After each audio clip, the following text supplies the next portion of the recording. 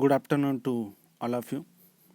Myself, Professor B.S. Deshmukh, lecturer in Mechanical Engineering Department of Maratha Vidya Prasarak समाजास Rajarshi Shahu Maharaj Polytechnic Nashik. Today we have to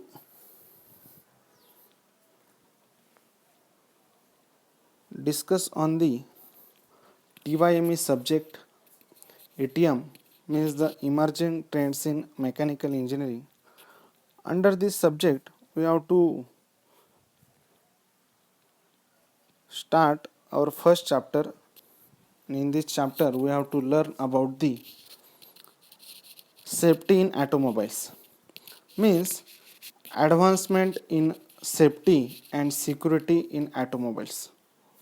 In previous lecture we have to discuss on the importance of the safety, their introductions, types of safety, what is the need of automobile safety, various types of safety like as a ABS system, airbags. Okay, in previous lecture we have to discussion on the how to work the airbags, various components of the airbags and how it will be the work. In previous lecture we have to discuss on the how to exactly work the airbags, different types of the airbags, means the types is based on the location of the airbags, then anti-lock braking system, and how it will be the work, means the ABS and the importance of the ABS. We know that it is an automobile safety system that allows the wheels of the vehicle to maintain contact with the road surface. Then we have to discuss on the TCS, means the traction control system, and how it will be the work. Traction control systems prevents wheel spin in slippery conditions when the vehicle needs to be accelerated. There is a diagram which shows the difference between the when the traction control system is work, means the when the vehicle is run on the road surface with TCS and without TCS. Then we have to discuss on the electronic stability control, means today we have to discuss on the an electronic stability control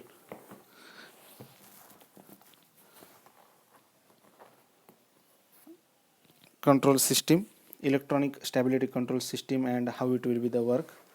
And electronic stability controls coordinates the ABS, means the anti-lock braking system, traction control, and the yaw of the vehicle.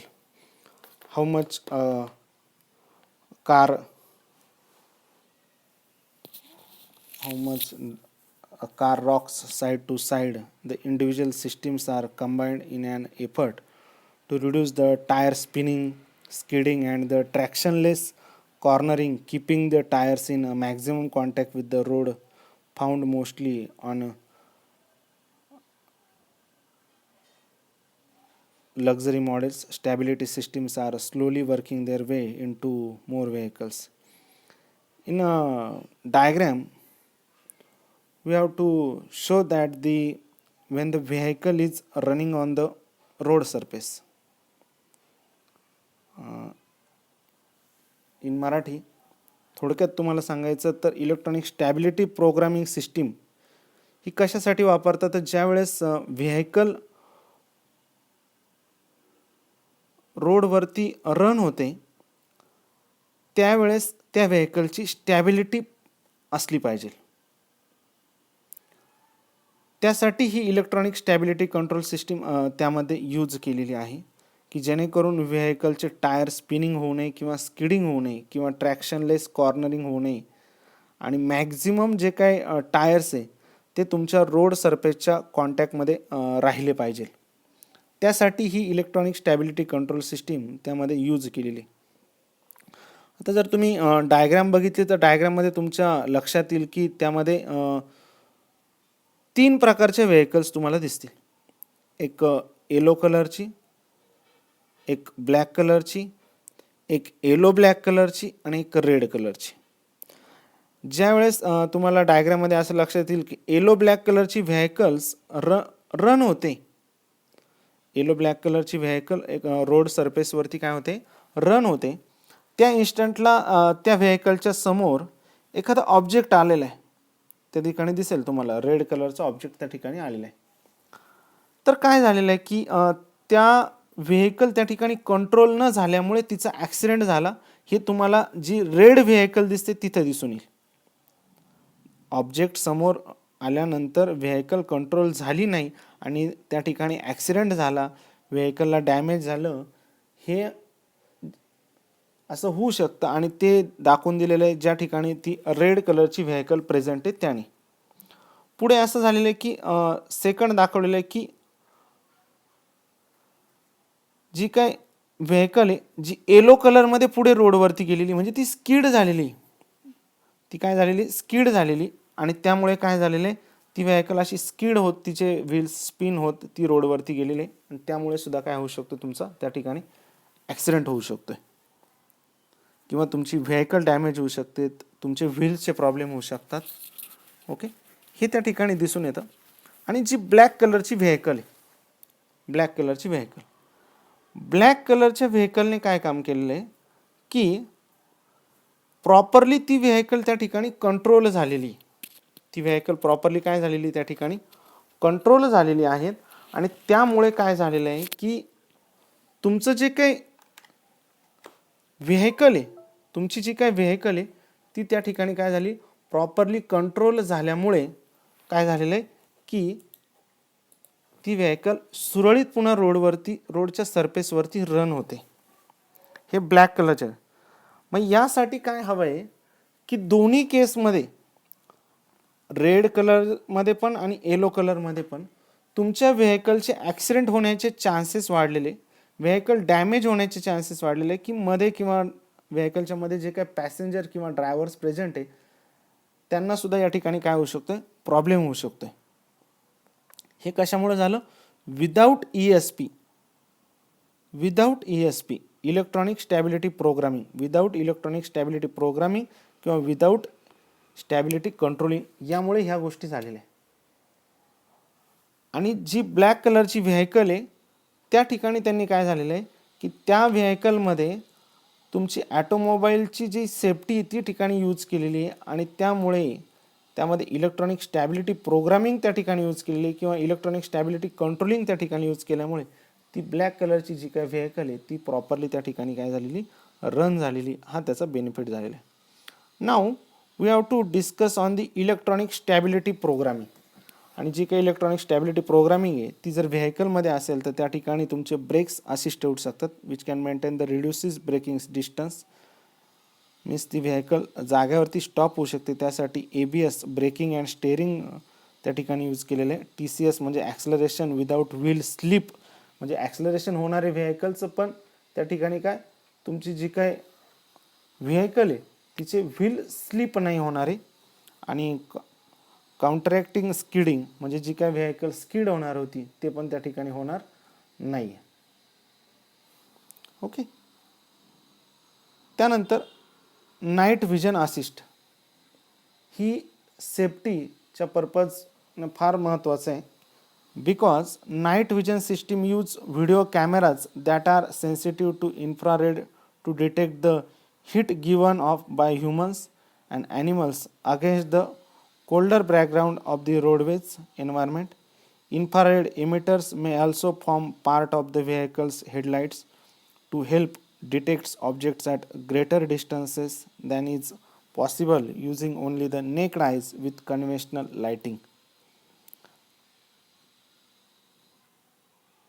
थोडक्यात मित्रांनो मराठीत सांगायचं की जी काही night vision आहे, आपण बऱ्याचशा वेळेस हायवेला बघितलं असेल की जे काही मॅक्झिमम ॲक्सिडेंट आहे हे नाईटला होतात. याचं रिझन असं असतं की जो काय ऑब्जेक्ट आहे समोर आलेला, मग ती कार्स असेल, त्यानंतर काय ऑब्जेक्ट असेल, व्हेकल असेल, ह्युमन्स असतील किंवा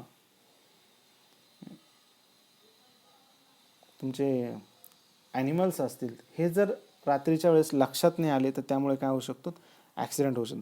यासाठी काय हवं की त्याच्यात काय काय तुम्ही ॲडजस्टमेंट इम्पॉर्टंट आहे हे आपल्याला बघणं गरजेचं आहे की जे काही नाईट विजनला तुमचे हेडलाईट्स आहे हे प्रॉपरली वर्किंग कंडिशनमध्ये पाहिजे. म्हणजे एक पर्टिक्युलर डिस्टन्स उघड्या डोळ्यांनी आपल्याला जिथपर्यंत दिसू शकतं मॅक्झिमम, तिथपर्यंत आपल्याला हेडलाईटने ते डिटेक्ट करून दिलं पाहिजे की या ठिकाणी समोर काय ऑब्जेक्ट आहे की नाही आहे असं, जेणेकरून तुम्ही जी काय व्हेकल आहे ती तुमची स्मूथली काय करू शकतात, रन करू शकतात. म्हणजे तुमचे हेडलाईट जे आहे it is one of the important safety components in automobile. तुमच्या ॲटोमोबाईलमधला व्हेकलचा हा एक महत्त्वाचा पार्ट आहे हेडलाईट. त्याशिवाय तुम्ही जर तुमचे हेडलाईट प्रॉपरली वर्किंग कंडिशनमध्ये नसेल तर obviously at the time of night, रात्रीच्या वेळेस काय होऊ शकतात की तिथे ॲक्सिडेंट होऊ शकतात. आपल्यामुळे सुद्धा ॲक्सिडेंट होऊ शकतात किंवा आपल्याला न दिसल्यामुळे आपल्याकडून ॲक्सिडेंट होऊ शकतात किंवा आपली व्हेकलला हेडलाईट नसल्यामुळे समोरच्या व्हेकलला जर आपली व्हेकल प्रॉपरली व्हिजिबल नसली, दिसली नाही, तरी समोरच्या व्हेकलकडून सुद्धा आपल्याकडे काय होऊ शकतो, ॲक्सिडेंट होऊ शकतो. हे एक महत्त्वाचं असतं. त्यानंतर नाईट विजनमध्ये एक इम्पॉर्टंट असतं ते म्हणजे तुमचा rear video cameras. Rear video cameras म्हणजे काय, ज्यावेळेस तुम्ही व्हेकल रिव्हर्स घेत असतात or at the time of parking, जे काही व्हेकल तुम्ही पार्क करत असतात, at that time the role of rear video camera or the rear sensor is much important. जो काय तुमचं रिअर व्हिडिओ कॅमेरा आहे किंवा रिअरचं जे काही सेन्सर आहे याचं वर्किंग किंवा याचं इम्पॉर्टन्स फार महत्त्वाचं आहे at the time of night. कारण याचं रिझन असं असतं की त्यावेळेस तुम्हाला तुमचे जे काही मिरर्स आहे या मिरर्समध्ये प्रॉपरली व्हिजिबल नसतं at the time of night. रात्रीच्या वेळेस तुम्हाला तुमचे मिरर प्रॉपरली सिग्नल देऊ शकत नाही किंवा दिसू शकत नाही. त्यामुळे त्या ठिकाणी तुमचं जे काही रिअर कॅमेराज आहे, रिअर व्हिडिओ कॅमेराज किंवा जे काही सिग्नल आहे हे फार इम्पॉर्टंट रोल प्ले करतात आणि ते तुम्हाला ऑब्स्टॅकल किंवा जे काही ऑब्जेक्ट आहे ते निदर्शनास आणून देतात. ओके, त्यामुळे ते एक इम्पॉर्टंट असतं पार्किंगच्या वेळेस. त्यानंतर एक आता पुढची डायग्राममध्ये जर तुम्हाला लक्षात आलं तर त्या ठिकाणी तुमच्या लक्षात येईल की त्या ठिकाणी फ्रंट लाईट आहे प्रेझेंट. आणि त्यानंतर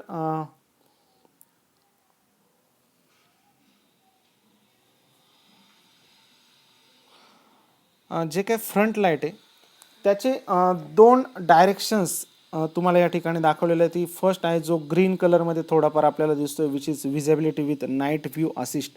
आणि ज्यावेळेस तो तुमचा हाय बीम हेडलॅम्पच्या वेळेस ज्यावेळेस वर्क होत असतो त्या इन्स्टंटला तो तुम्हाला समोरची जी काही व्हेकल्स आहे, जी स्टॉप आहे, ज्या ठिकाणी एक पर्सन्स किंवा ड्रायव्हर त्या ठिकाणी उभा आहे, ही लक्षात आणून देईल. आणि एक आहे तो तुमचा व्हाईट याच्यात दिसतोय आपल्याला, which is with a low beam headlamps आहे, की जो जर वर्किंगमध्ये असेल तर समोर प्रेझेंट असलेली जी काही व्हेकल आहे ऑन द रोड्स ती तुमच्या लक्षात येणार नाही किंवा ती तुम्हाला विजिबल असणार नाही आहे. त्याच्यामुळे सुद्धा त्या ठिकाणी ॲक्सिडेंट होऊ शकतो. It is important thing. त्यामुळे जनरली ज्यावेळेस तुम्ही नाईटला चालतात तर ज्यावेळेस गरज आहे किंवा हाय स्पीडमध्ये तुमची व्हेकल आहे, at the time you have to use your high beam headlamp which can show in you the obstacle or object present on road surface which will avoid the accident of your vehicle. ते तुमच्या निदर्शनास आणून दिलं आणि ते तुमचं काय करू शकतो, ॲक्सिडेंट पण काय करू शकतो, स्टॉप करू शकतो. त्यानंतर त्याच व्हेकलमध्ये बॅक साईडला जर दिसेल तर there is a some reflectors are present or the radiums are present. जर समजा तुमच्या व्हेकलच्या बॅक साईडला रिफ्लेक्टर्स आणि रेडियम्स प्रेझेंट असतील, थोडक्यात सांगायचं जर रिफ्लेक्टर प्रेझेंट असतील तर ते सुद्धा तुमचं ॲक्सिडेंट होण्यापासून थांबवू शकतात. Because at the time of night the vehicle जे काय रात्रीच्या वेळेस बॅक साईडनं येणारे जे काही व्हेकल्स आहे त्यांनासुद्धा तुमची व्हेकल काय प्रॉपरली दिसली पाहिजे की समोर व्हेकल प्रेझेंट आहे किंवा समोर व्हेकल मूव होते. ही रात्रीच्या वेळेस लक्षात येण्यासाठी ॲट दॅट टाईम तिथं रिफ्लेक्टर प्रेझेंट असले पाहिजे की जेणेकरून जी काही रेअर व्हेकल आहे, बॅकची व्हेकल आहे, ही व्हेकल काय करू शकते, तिचा हेडलॅम्प तुमच्या व्हेकलवर आल्यानंतर त्या ठिकाणी काय होऊ शकतं तर त्या ठिकाणी तुमचं ॲक्सिडेंट थांबू शकतो किंवा ती समोर असलेली व्हेकल तुम्हाला दिसू शकते. ओके,